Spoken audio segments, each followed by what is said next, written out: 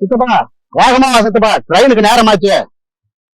மவனே சொல்றா உங்க சித்தப்பனுக்கு. என்ன சின்னசாமி, சொல்லுங்க ஐயா. நல்லா இருக்கிறியா? நல்லா இருக்கேன், உங்க புண்ணியத்துல நல்லா இருக்கீங்க.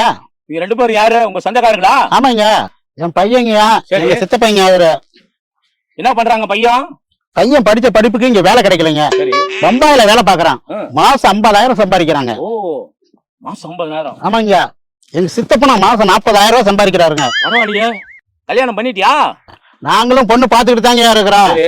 நீங்களும் நல்ல பொண்ணா இருந்தா பார்த்து சொல்லுங்க ஐயா. அப்படியா?